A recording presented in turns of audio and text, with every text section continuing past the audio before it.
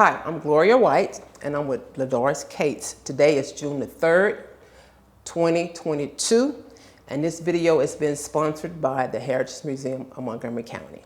Hi, Miss Cates, how are you? I'm doing fine. What about yourself? I'm doing fine.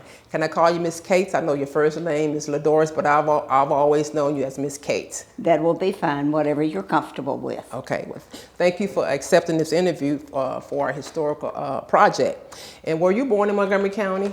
No, I wasn't.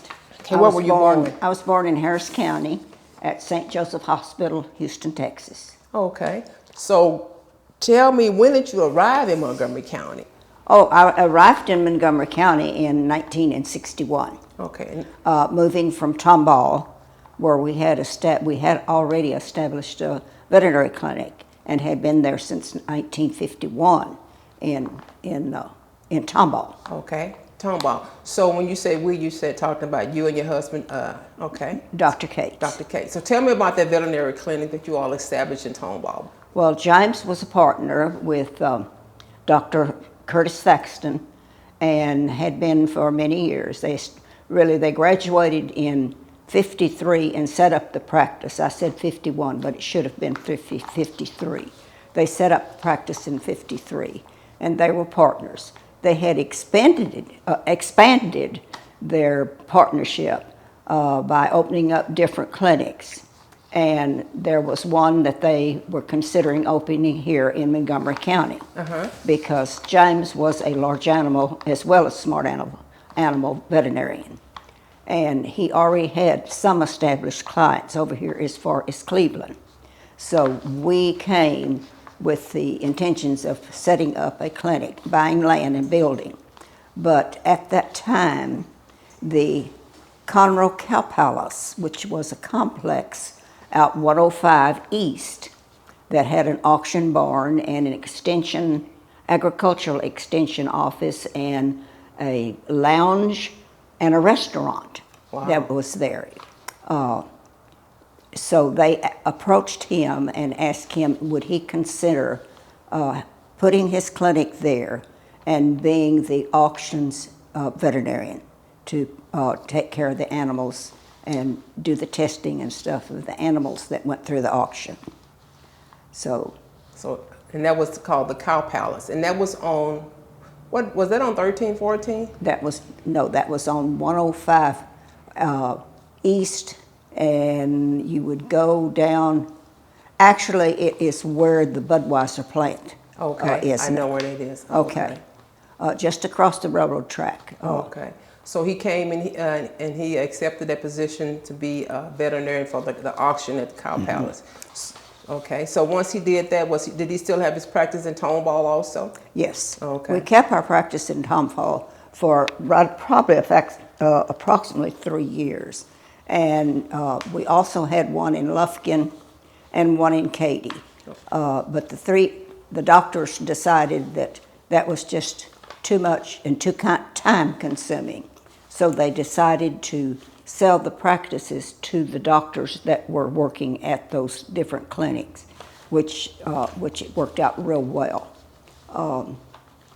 We did come to Conroe and open the practice up, and we moved here in, I'm trying to think exactly. It was the first part of 1961 is when we moved to Montgomery County from Tomball. Okay. So did you all have any kids when y'all came over here? Actually, Gloria, I was married before and was divorced after 10 years of marriage. And I had 3 children by that marriage. And James and I met. He came out to my dad's place. My dad owned a place in Oklahoma Settlement, just on the other side of Tomball. Okay. Right outside of Huffsmith, really. And my dad had cows that had problems calving. And he had to come out so much and he knew we had started dating, so he told James, he said, either you get my cows well or you marry my daughter. So his veterinary bill was getting kind of high. But anyhow, that's always been a joke with us. Oh. but we did. Oh, okay. Oh, okay. So once y'all came to Conroe, and that's when he established his veterinary clinic here. And tell me a little bit about that. Well, when we first moved here, the practice as far as percentages was concerned was like 90% small animal. I beg your pardon, let me back up. 90% large animal, because there was quite a few cattlemen in this area. There were some in dairies also, and then it was about 10% small. And then not too many years after, they decided to establish Lake Conroe. And whenever they established Lake Conroe, the cattle people began to fall by the wayside because of the land and taxes became so expensive.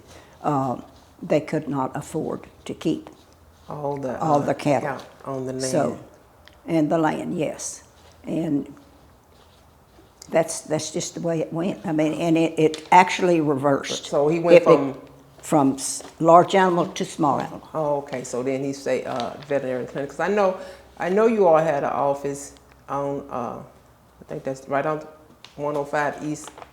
On Porter Road. On Porter Road, yeah.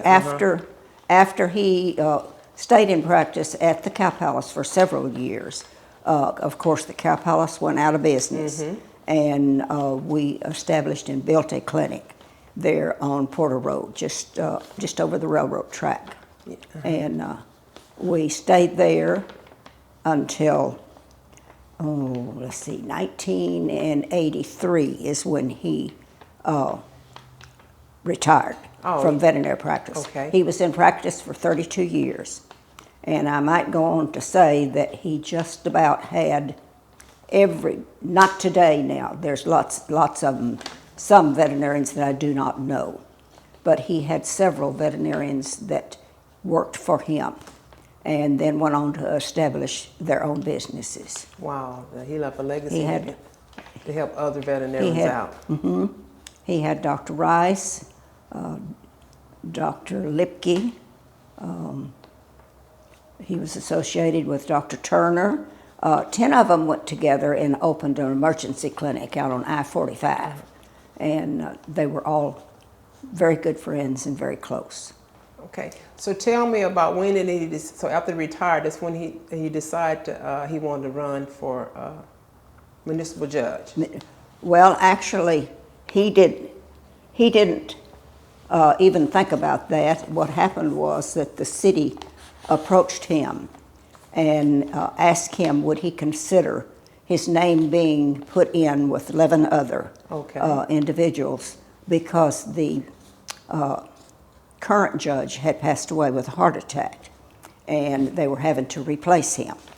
So they asked James if he would consider having his name placed with the other people, and he told them yes. And of course, that was back in 1994, and they picked him. And I will say that he said that was really some of the best years of his life, because he really got to be close and got to know a lot of the people, and he tried his best to help kids. Yeah, that was his main thing. Yeah, well, I remember I probably met him because I probably had a traffic ticket or two. Well, he always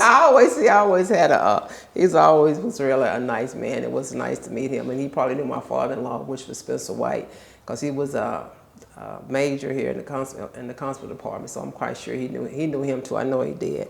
So can you tell me a little about your family, your kids and everything? Are they around here? Are they grown? How many grandkids you got? If you got any grandkids, or talk about your family a little bit. Well, when we came here, of course, like I said, I had 3 children, 1 boy and 2 girls.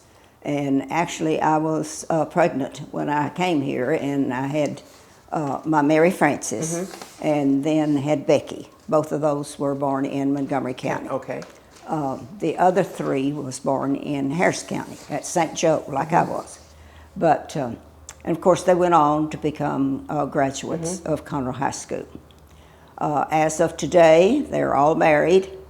All of them, well, several of them are 60, in their 60s. And You're telling their age now. and the rest of them are in their late 50s.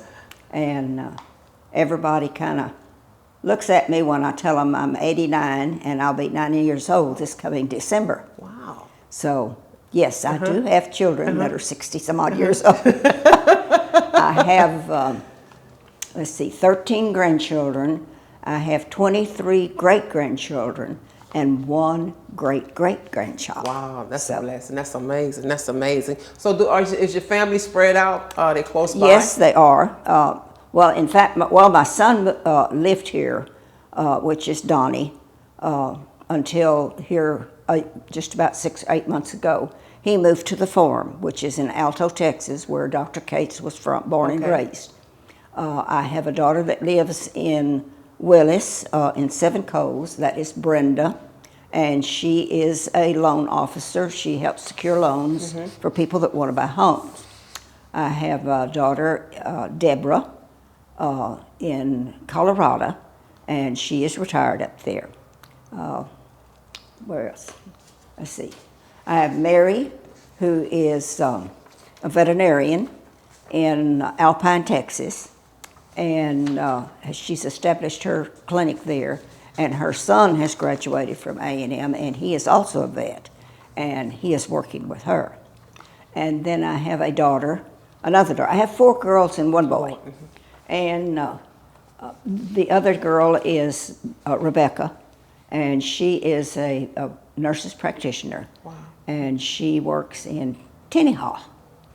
Tenny-Haw. Tenny-Haw, Bobo, and Blair, which is out 59. 59. I've seen Tenny-Haw, off of 59. So can you tell us a little about yourselves? Tell us about what local organizations you belong to now, you belong to in the past. Well, let's see. When we first came to Conroe, we had started out at Mims Baptist Church, and I, of course, sang with the choir there. Little bit background on me. When I was in high school, I was awarded, I love to sing, and I was awarded a scholarship to take singing lessons, and which I did for several years. And then, as I said in my notes, what happens to a lot of people is I fell in love, got married, and had my first 3 children. Of course, then the opera dreams went out the window because I had too many children, too many responsibilities. But when we came here to Conroe, I sang in the First Baptist, Mims, and West Conroe choirs. I have been associated with the Montgomery County Chorale Society ever since its beginning, just about. And let's see, I'm a member of the Conroe Noon Lions Club. I have been there member for 46 years. Wow. And I am a member of the Conroe Symphony, of the YTA, and which is the youth. I can't tell you what the initials are right now, but anyhow, that's where the marvelous musicians come and win scholarships and yeah, I've seen that. Oh yes, if you've not attended, it is out of this world. But anyhow, what else? So you stay really busy then. I do, and I'm also a member of the Montgomery County Republican Women. You stay really, really busy. I do, and that's the reason I lost James back in July of 2014. And I have always said that you need to stay busy. If you sit in the recliner and watch TV all the time, you die. I mean, I don't know how else to say that, but that's my feelings, and that's As my son says, if you want my mom, you'll probably get her on the phone, but she's on the road. Yeah, I can attest to that because and when I call you, you was here, you was there, unless you was an Alto, and you said, I'm at the beauty shop. Yeah, I know you're a busy woman, but I'm glad you took pencil us in on your schedule so we can do this interview for you. Although I don't think I was also a member, I am a member, a lifetime member of the Montgomery County Fair Association. Fair Association. I have worked there since, well, I think since it began, really. Oh, okay. Yeah. So you know a lot of people in the county. Yes, I do. A lot of people in the county. A very lot of people in the county. Yeah. So can you tell us, well, when you came here and you said in the 60s, I know we just had that one hospital here. So were your kids born in that hospital here? Yes. Cardinal Hospital? Oh, okay. And it was the one that's over here on, what is it, First Street? First Street, yes. I was born there also, yeah. It's been vacant for a long time. Yeah. And so I know, was I-45 the main road here? Was Yes. it just a two-lane? Just two-lane. In fact, Gloria, I can only remember back so far, but as far back as I can remember, I-45 has been under construction ever since I've been a child. So It's always, it's always under construction Yes. because I've been doing something. They're always doing something.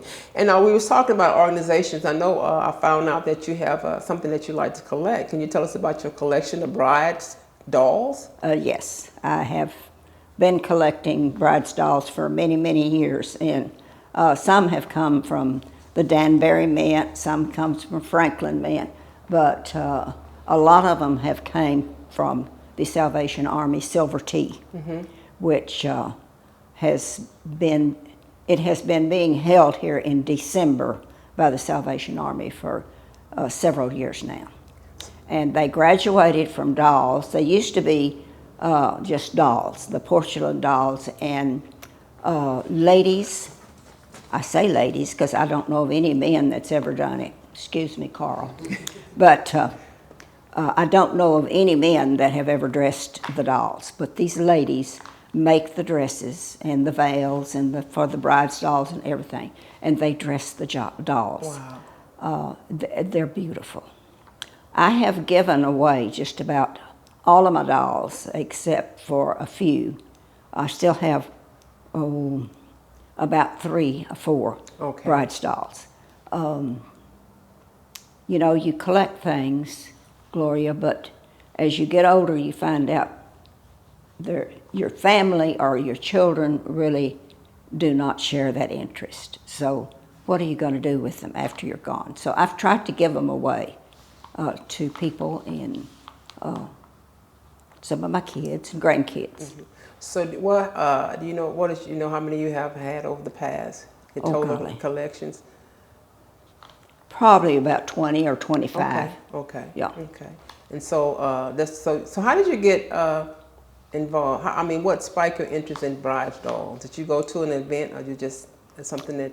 No, it's just something that I've always been a collector. Okay. I have a collection of Boyd's bears, and I have a couple of other collections that I have going. And like I said, I don't know what I'm going to do with them when something happens to me, because I'll find somebody. You find somebody. But of course, through the years with the Salvation Army, the Silver Tea, they have also adopted dressing the teddy bears. And I understand that maybe you Yeah, went I to did with my first one last year, and I took one of my granddaughters, the youngest one, and she picked out a teddy bear. Yeah. Teddy bear. So I still have a couple of 2 or 3, but most of the teddy bears and a lot of the dolls now, yes, I have purchased several, but as you know, it is at Christmas time. And so a lot of the dolls and the teddy bears I have bought to give as Christmas gifts. That's a nice idea. Yeah. Yeah. And that's like a one-stop shopping, and also It you're is. helping the Salvation Army. That's a good thing. Since you've been in Montgomery County, do you remember any kind of disasters that occurred here since you been in the county? Well, the one thing that I do remember, and it could have been Harvey, I'm not real sure, but it was the time that we had the 14 to 18. It was really, I think it was 18 inches of rain, and we were flooded all over. I mean, down 105 East, a trailer house had washed off into the creek or river there and blocked the bridge there. Wow. And we were really, and of course we've had floods since then. Mm-hmm. But I will say that being a member of the Lions Club has given me the privilege of being able to help those in need that need help whenever disasters come along like that. And my club, and there's several other clubs that do the same thing here in Montgomery County, reach out to help those. And our Lions Club, I don't know, maybe you've seen on Facebook and different places where they have collected food, they've got water, they've taken things to the senior citizens, and they also, we have the aid of our Lions International, and I don't know if a lot of people know or not, but Lions International, whenever we have disasters like that, there are district governors in several districts. We have 16 districts in 2S2, and each governor will ask International for a grant to help in these disasters. Most of the times, the International will grant $10,000, and these district governors approach all of the presidents in their district to distribute that money. But they have to account how they distribute that money. Wow, that's a wonderful organization, and so they help for disasters in the area. One thing I forgot to ask, I'm just thinking. So I know you said you was born in Harris County. Did you go to school in high school in Harris County also? Well, I went to Catholic school from the first to, I think it was the 4th or 5th grade. And then from there, when my mother and daddy moved out in what I called East Houston, I went to Berry Elementary, and then I went to Burbank Junior High. And from there, I went to Jeff Davis High School, and I got about halfway through the 10th grade, and I was called into the principal's office, and I was informed, I'm sorry, but you do not live in in Harris County. You have to go to Humble High School. So my dad had bought a grocery store out in East Houston, and when we moved, of course, I just assumed that, you just follow the line when you elementary, junior high, and on to high school. But no, that wasn't the way.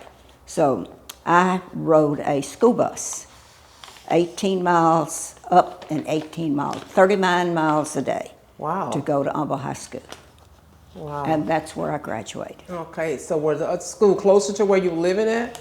No, Oh. it was in Humble, Texas. It was in Humble, Texas. Do you know where Smiley High School is? I know. Yeah, I know where. I have a general idea. Okay. Yeah. Yeah. Okay. And it's out in East. East Humble's 18 miles away from where I lived. So you rode. Wow, that was a long bus ride. It was. Rain, sleet, or snow. But at least you had a bus ride. Your parents had tried to get you there. Yeah. So can you tell us about any other thing, a significant event, or something that you'd like to share for the people to know about you that we hadn't talked about in your life or your husband's life, or other memories that you have that you would like to share with us? Oh, I don't know. Any special events or anything like that? Gloria, my life has been, how do I put it? It's been a special event to me for a long time. As I said, when I married James, I had 3 children, and I had moved with my mom and dad over in Oklahoma Settlement, which is right outside of Smith. I went to work for Kiefer Insurance Agency in Tomball, and I met him by going to lunch across the street at the drugstore. That's how we met, over a bowl of chili. And so as I said, we fell in love, and he wanted to marry me. And I told him, I said, well, you know that I love you, but I have 3 children, and you have to love my 3 children. Or I said, I've already made up my mind I'd probably never get married again because I would not find a man that would want me and my children. And he said, no, that's where you're wrong. He said, in fact, he told me right then, he said, I would like to adopt the 3 children, he said, after we get married, if that's possible, which is what he did. And I guess one event that I won't forget, I'm sorry, and Carl will probably end up editing this, but during James's last election,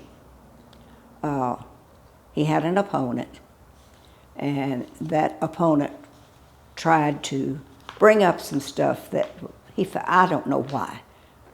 If he tried to discredit him or what, but he brought up the subject. He had somebody else to ask the question, is your son not adopted? Is he not yours? Wow. And I'm sorry, but that broke my heart. We didn't keep our 3 children that were not his a secret. I mean, we didn't advertise it. We just felt like it was nobody's business but ours. But my son was there, and bless his heart, he got up and he said, I don't have but one daddy. He said, that's all I've ever known. He said, and my daddy is Dr. James E. Cates. So that's a crowning glory to me. Yeah, yeah. But anyhow, I guess I have been fortunate to live in a county and have, I don't know how many friends. I am blessed to have known lots of politicians, people that have run for positions, people that I have loved and backed, and it's just been some of these things that, you take with life. So that's me. All right. Okay. All right. Thank you so much, Ms. Cates. We appreciate you so much. God bless you. I feel honored that I'm sitting in this chair and talking with you. Oh, well, thank you. So I appreciate you asking me. All right. Thank you. God bless. Okay.